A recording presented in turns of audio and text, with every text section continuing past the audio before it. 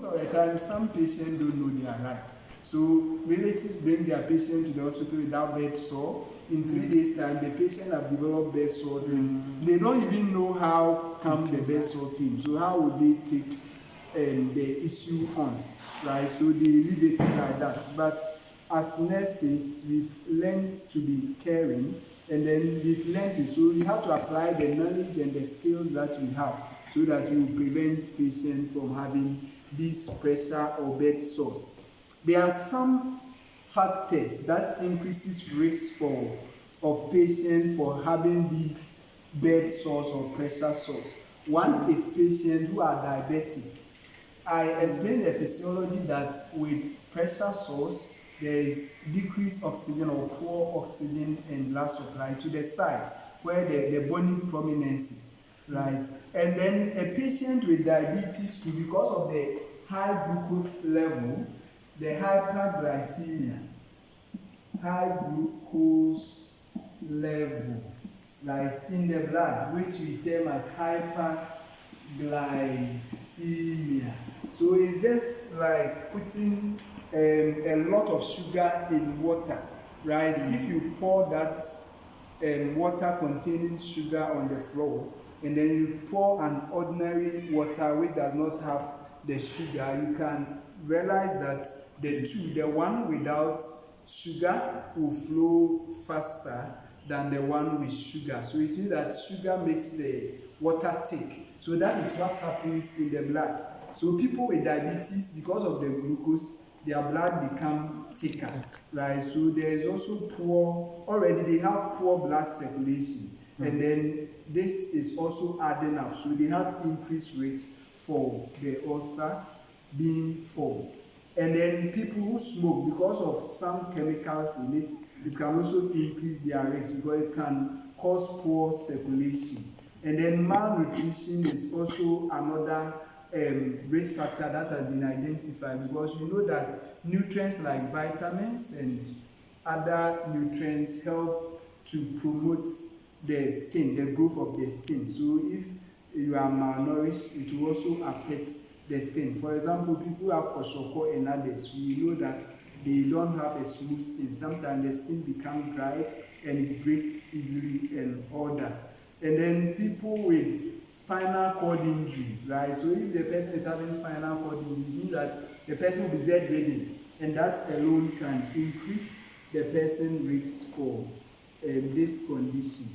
And then apart from that, patients who are allowed to sleep on wet bed sheets, so I mentioned that those whom diapers are not changed regularly can also have an increased risk for this ulcer.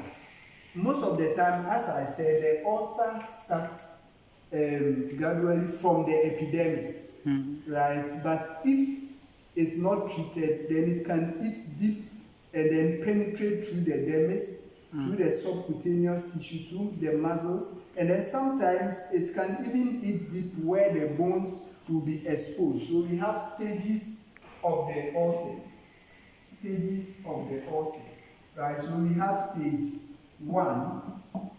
Stage 1 is the initial part of the ulcer where you only see redness of the skin, right? So most of the time it's very important that as nurses, when we are doing bed bath, we assess those areas that I talked about, so that if there is any redness or change in color, we can notice it early, and then we do treatment of pressure areas to prevent these ulcers from developing. So with the start, there will be changes in color of the skin, but the skin will be intact, and that is the stage 1 of the ulcers. With the stage 2, it leads to blister formation. In stage 2, there is blister formation, right? Blister, right? Blister is just the skin that is, for example, if you are cooking and the flame of fire passes on your skin, sometimes there is fluid accumulation in that part, right? Some people normally break it, which is not the best, right? So after the redness, it will lead to fluid accumulation, right? So this will be a swelling with fluid in it, and that is what we term as a blister. right? And that is the second stage most of the time before the skin breaks, right? And then the third stage, so most of the time with the second stage, it can even bypass the epidermis and affect the dermis, right? So it's eating gradually into the skin. And then with the third stage, it can bypass so if this is the skin, this is the epidermis, the dermis, the subcutaneous, and then the muscles, right? So the first stage is pertaining to the epidermis, the second stage, the dermis, the third stage, the subcutaneous tissue. So it deeps. It means that the blister breaks and then now it eats deep into the skin. So it can even go up to the subcutaneous tissue. Let's move to the fourth stage. The fourth stage can eat deeper into the muscles. Right, so that is the fourth stage of the venous ulcer. It can eat deeper into the muscle. So it means that we don't have to wait. And then sometimes some relatives keep the patient in the house and then they see it and they try to manage it anyhow till the wound has eaten deep before the patient is brought to the hospital. So the moment we start seeing changes on the skin, that is not normal. You have to either rush the patient to the hospital if the patient is not in the hospital, right? And then as nurses, if we notice this, we have to manage it as early as possible to prevent complications. So what nurses can do is, one, to tend the patient every 2 to 4 hours. 10 patients every 2 to 4 hours. So if you don't want the patient to develop ulcer, you have to be tending the patient regularly every 2 to 4 hours. And then we said that wet diapers can also lead to the development of ulcer. So it means that whenever the patient soiled the diaper, we have to change it, right? So, and then if possible, this patient should be on a catheter, right? Because the catheter will prevent the patient from wetting the diaper so that it will collect the urine, right? And then if you pass catheter, it doesn't mean that patient cannot pass stools. So we have to also check the diaper so that when patient pass stools, we change it for the patient. Then we have to treat pressure areas. I know you know how to treat pressure areas. It should be done when you are bathing the patient, right? So you treat the bony prominences which I talked about in a circular motion using a Vaseline or a soap to clean it. And when you finish, you have to make sure you dry those areas to prevent any form of infection. And then if possible, and you have things that can be used to support those areas, like the circle, if you have air ring to help to lift, you place it at the sacral region so that it will prevent the development of these sores. And sometimes if you don't have, you can improvise with some nurses will fill a glove with water and then they will put it at some of these areas. And if you have pillows, you can also use it to elevate some of these areas. And when you turn the patient, sometimes some nurses will turn the patient will move back. Right? So you turn the patient, you use pillows to support the patient in that position. So every 2 to 4 hours, the patient should be turned to prevent these ulcers we are talking about.